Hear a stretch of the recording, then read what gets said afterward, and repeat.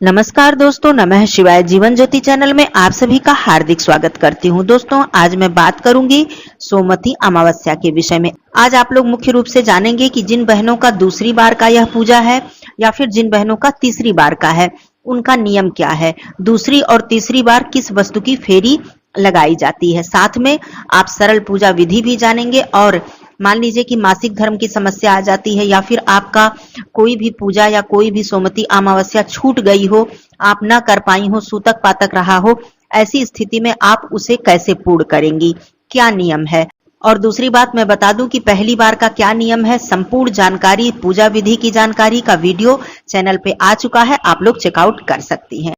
तो आज इन मुख्य बातों पर हम बात करेंगे और आप सभी लोग जानेंगे कि कैसे आपको दूसरी और तीसरी बार करना है, मासिक धर्म में कैसे करना है, और यदि आपका छूट जाता है तो उसे आपको कैसे पूर्ण करना है। चलिए देर न करते हुए वीडियो शुरू करती हूँ। दोस्तों, इस बार 2024 में यह दूसरी सोमवती अमावस्या है जो कि 2 सितंबर को पड़ेगी। यह भादो मास की अमावस्या है, इसे कुश ग्रहणी अमावस्या भी कहते हैं। अत्यंत ही शुभ फल को देने वाली यह अमावस्या मानी जाती है। सावन की अमावस्या, भादो की अमावस्या, माघ की अमावस्या, कार्तिक की अमावस्या, ये सब जो अमावस्या होती हैं अपने आप में विशेष शुभ फल प्रदान करती हैं। तो जो भी बहनें पहली बार शुरू करना चाहती हैं बिल्कुल करें। यहाँ पर मैं बता दूं, कोई भी संशय की बात नहीं है, संपूर्ण विधि आपको वीडियो में मिल जाएगी। तो दूसरी बार मेरी जिन बहनों का है उन्हें सिंदूर से फेरी लगानी चाहिए। मेरी एक बहन का प्रश्न भी था कि दूसरी बार दीदी किस चीज से फेरी लगाएं, तो आप लोग सिंदूर से फेरी लगाएं। अब सिंदूर से कैसे लगाया जाता है इसका भी आप नियम समझ लें। तो देखिए, आप यदि सिंदूर की 108 डिब्बी ले सकती हैं तो बहुत अच्छी बात है, आप ले लीजिए। यदि आप 108 डिब्बी नहीं ले पाती हैं तो आप खुला हुआ सिंदूर ले लीजिए। यहाँ पर मैं बता दूं कि पीला ही सिंदूर आपको लेना है, क्योंकि पीला ही सिंदूर शुभ माना जाता है, उसी को असली सिंदूर माना जाता है। तो पीला सिंदूर खुला हुआ मिलता है आपको, सवा पाव, आप जितना भी ले सकें ले लें। लेने के बाद आप कागज में या फिर पैकेट में किसी भी तरह से आप 108 जगह पैकेट बना लें। कागज में जिस तरह से ऐसे मोड़कर पैकेट बनाया जाता है, इस तरह से 108 पैकेट बना लें। 5 दक्षिणा के स्वरूप में रख लें, मतलब 113 पैकेट बना लें और उसकी फेरी आप लगा सकती हैं। और आपने यदि डिब्बी ले ली है तो ये बहुत उत्तम बात है। इस तरह से सिंदूर की फेरी लगाई जाती है। दूसरी बात, जिन बहनों का तीसरी बार का है, 3 बार सोमवती अमावस्या का मुख्य नियम होता है। उसके बाद आप सुहाग की वस्तुएं, पूजा की वस्तुएं, खाने पीने की वस्तुएं, हर वस्तुओं को एक एक करके आप सोमवती अमावस्या में फेरी लगाती जाती हैं। तो तीसरी बार का नियम है हल्दी की गांठ। गांठ वाली हल्दी ही ली जाती है, पाउडर वाली हल्दी नहीं ली जाती है। तो आप हल्दी आसानी से मिल जाता है दुकानों पे, तो आप छोटी वाली गांठ या बड़ी वाली गांठ, आप 108 गांठ और 5 दक्षिणा आप ले लें। अनाज के रूप में आप चावल भी ले सकती हैं और गेहूं भी ले सकती हैं। पहली बार का केवल नियम होता है जो धान से, हम लोग धान और पान से लगाते हैं। उसके बाद आप चावल और गेहूं अनाज के रूप में ले सकती हैं।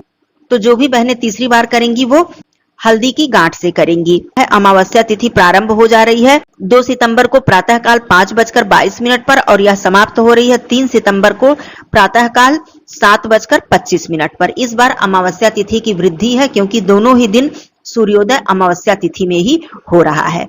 तो ये बात क्लियर हो गई। अब बात करती हूँ कि जो भी बहनें मासिक धर्म में आ जा रही हैं इस समय पर वो क्या करें।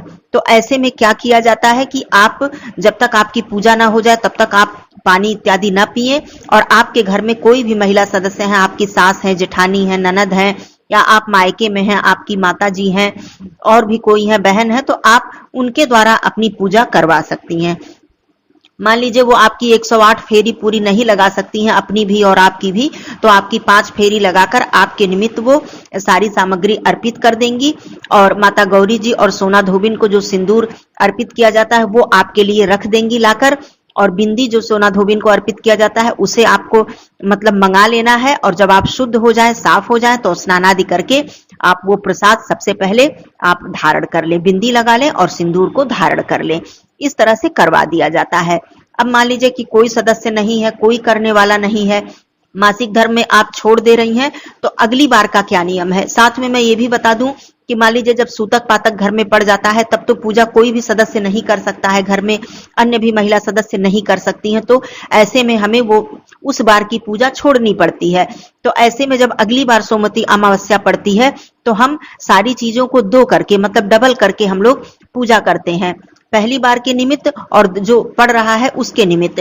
तो डबल करके कैसे करते हैं, मान लीजिए दोनों के लिए 108 फेरी दो मतलब लगाना, इतनी ज्यादा फेरी लगाना संभव नहीं है, तो जो आपका छूट गया है उसके निमित्त आप 5 फेरी लगा के सारी सामग्री अर्पित कर दें, और मतलब पहले जो छूट गया है उसके निमित्त पूजा अर्चना कर लें 5 फेरी लगाकर।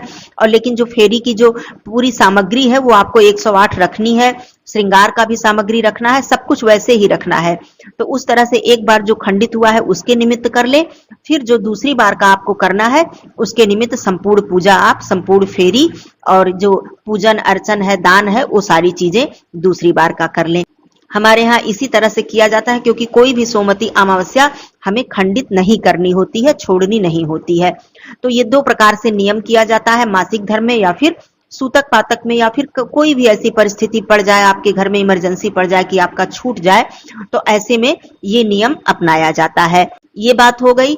अब बात करती हूँ पूजा विधि की। मैंने पूजा विधि बताई है, लेकिन फिर भी मैं बता देती हूँ संक्षेप में कि आप सभी लोगों को उस दिन ब्रह्म मुहूर्त में उठ जाना है, श्रृंगार कर लेना है, पैरों में आलता लगा लेना है, सिंघौरा से सिंदूर आपको जरूर लगाना है, बालों को नहीं धुला जाता है अमावस्या पर, और सोमवार का दिन भी पड़ रहा है तो बाल एक दिन पहले आप लोग धुल लेंगी, सिंघौरा से सिंदूर लगा लेंगी, चूड़ी बिंदी आलता सब कुछ लगाकर।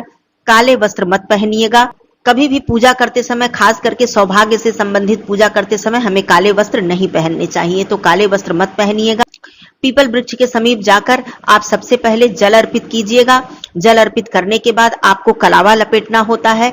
कलावा आप 7 बार, 5 बार, 11 बार लपेटें, कलावा को तोड़े नहीं, गांठ न लगाएं, मैंने बताया है इसे कई बार। तो आप लोग लपेट लें। लपेटने के बाद अब आपको बैठकर पूजन सबसे पहले करना है। माता गौरी जी को आप गोबर से या फिर हल्दी से बनाकर स्थापित करें। गणेश भगवान जी को सुपारी से बनाकर स्थापित करें।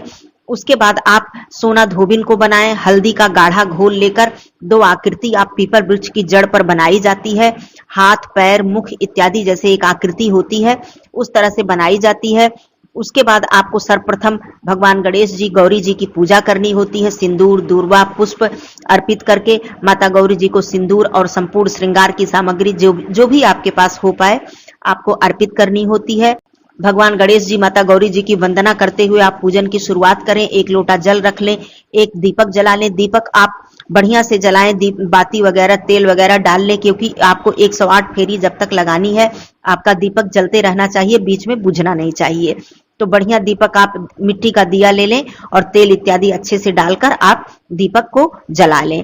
उसके बाद अब सोना धोबिन की आप पूजा करें, उन्हें सिंदूर अर्पित करें, छोटा सा वस्त्र ले जाएं, वस्त्र अर्पित करें, बिंदी अर्पित करें। बिंदी 2 लगा दीजिए, क्योंकि 1 बिंदी आपको लेनी होती है और 1 बिंदी वहां पर छोड़ देनी होती है। 2 बिंदी लगा दीजिए। और वस्त्र इत्यादि आपको साड़ी, मतलब साड़ी का सेट, चुंदरी, दुपट्टा जो भी अर्पित करना है माता गौरी जी को आप अर्पित करें। और जो पुरुष से संबंधित वस्त्र होते हैं वो भी अर्पित किए जाते हैं। इसकी कोई सीमा नहीं है, ये आप जितना भी अर्पित कर सके आप अर्पित कर सकती हैं।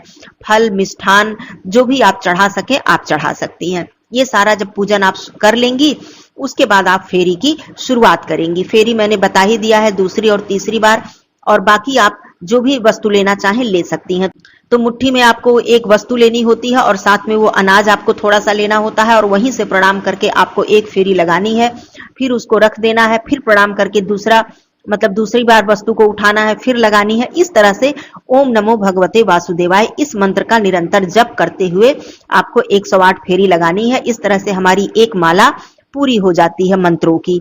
यहाँ पर मैं बता दूं कि बीच में आपको बोलना नहीं चाहिए, किसी से बात नहीं करना चाहिए, क्योंकि मैंने देखा है कि बहुत सारी महिलाएं होती हैं सोमवती अमावस्या या बट सावित्री के व्रत में, बहुत सारी महिलाएं होती हैं आपस में बातचीत भी करती रहती हैं। मैं यहाँ किसी की आलोचना नहीं कर रही हूँ, लेकिन ऐसा हमें नहीं करना चाहिए, क्योंकि ये मंत्रों का जप है। यहाँ पर एक माला हमें पूरी करनी होती है, और कभी भी मंत्रों के जप के बीच में हमें किसी से बात नहीं करना चाहिए, बोलना नहीं चाहिए, इससे आपका मंत्र खंडित हो जाता है। तो इस बात का भी आप लोग ध्यान रखिएगा। तो इस तरह से आप करते हुए अपनी जब आपकी पूरी फेरी संपूर्ण हो जाए, 5 दक्षिणा हम लोग एक्स्ट्रा रखते हैं, मतलब 113 फेरी लगाते हैं। उसके बाद फिर आपको माता गौरी जी, गणेश भगवान, सोना धोबिन को प्रणाम करना है, उनसे अखंड सौभाग्य के लिए प्रार्थना करनी है, कामना करनी है, अपने त्रुटियों के लिए क्षमा मांगना है, माता लक्ष्मी जी, भगवान विष्णु जी से प्रार्थना करनी है। इस तरह से करने के बाद अब सामग्री की जो बात आती है, क्या किया जाता है, तो सामग्री हम सभी लोग दान करते हैं। केवल उसमें प्रसाद स्वरूप में जो सबसे अनमोल प्रसाद है वो सिंदूर और बिंदी, इससे ज्यादा अनमोल कोई प्रसाद हो ही नहीं सकता एक सुहागिन महिला के लिए। तो यही हम लोग लेते हैं, माता गौरी जी से सिंदूर लेते हैं अंतिम में, और सोना धोबिन के चरणों से सिंदूर लेकर और बिंदी लेकर हम लोग लगा लेते हैं, धारण कर लेते हैं। बाकी सारी सामग्री का दान कर देते हैं। कुछ फल मिष्ठान हम लोग पीपल वृक्ष के पास छोड़ देते हैं, बाकी सारी सामग्री का दान कर देते हैं। इस दिन शिवालय में शिव जी की पूजा, माता गौरी जी की पूजा जरूर कीजिएगा। शिवलिंग पर इस दिन काला तिल जरूर अर्पित कीजिएगा। भगवान सूर्य देव जी को जल देते समय काला तिल जरूर डालिएगा, क्योंकि अमावस्या तिथि है, ये बहुत ही महत्वपूर्ण कार्य है। अपने घर में आकर अगियारी जरूर कर लीजिएगा। यही सारी मुख्य बातें थी। और भी वीडियो और भी जानकारी मैं देती रहूंगी आगे कि कैसे क्या करना है, क्या गलतियां आपको नहीं करनी है। पिछली भी वीडियो मेरी बहुत सारी हैं, आप चाहें तो चेकआउट कर सकती हैं, बहुत ज्यादा नॉलेज आपको मिलने वाली है। तो ये सारी बातें थी। और भी कोई प्रश्न हो तो आप लोग पूछिएगा, मैं वीडियो दूंगी उस पर। फिर मिलती हूँ अगले वीडियो में, तब तक के लिए धन्यवाद। नमः शिवाय, हर हर महादेव।